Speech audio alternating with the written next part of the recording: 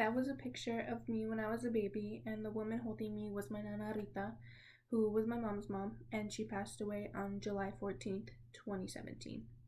It's crazy to know that you don't really know a person before they pass away. You think you do, but you don't. And the reason I say that is because when my Nana was alive, I really didn't know her background story. Yeah, I heard she had some struggles as a kid and then growing up as an adult, especially with her marriage and her relationship with her kids.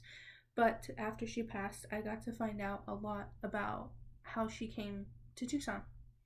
So she was born in Nogales and she had to migrate over to Tucson because there was a lot of bad things going on in her neighborhood, and her parents wanted them to live a better life. And they thought that here in Tucson they would be able to do that.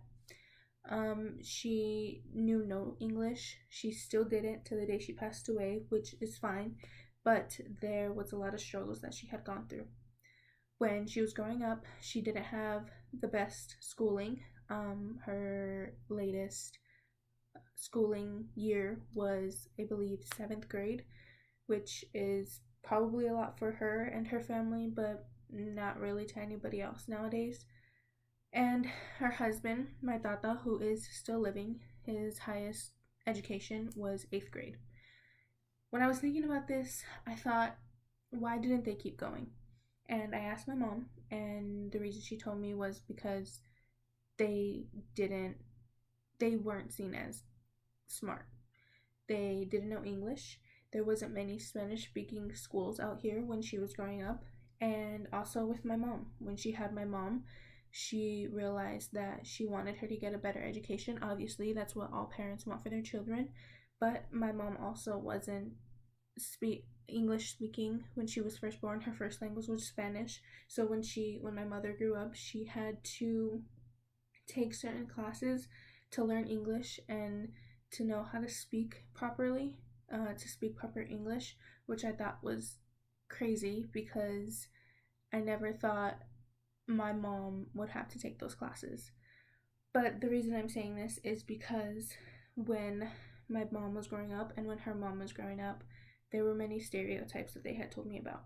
My mom told me that when her mother grew up, she had to start working at the age of, I believe, 14 or 15 because her parents needed help financially, and since she wasn't going to school, her and her siblings needed to do something in order to help, or else they couldn't live with them anymore.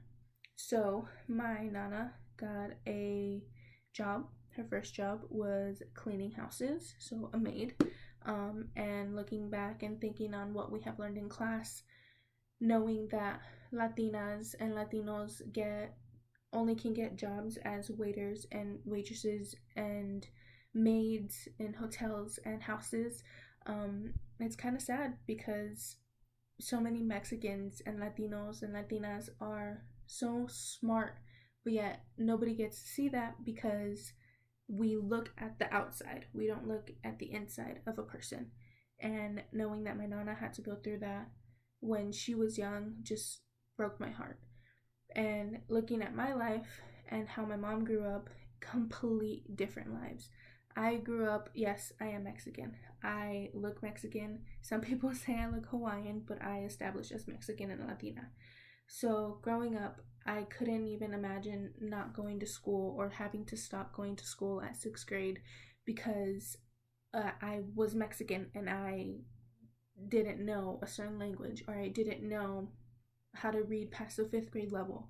And to understand that and really not go through it, it was hard to believe that my Nana had to.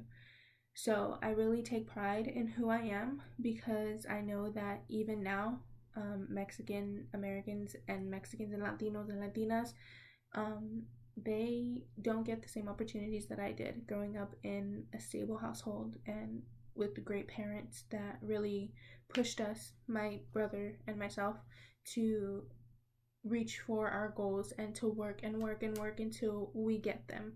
And now I'm in college and I'm the first generation to ever go to college, which I think is amazing.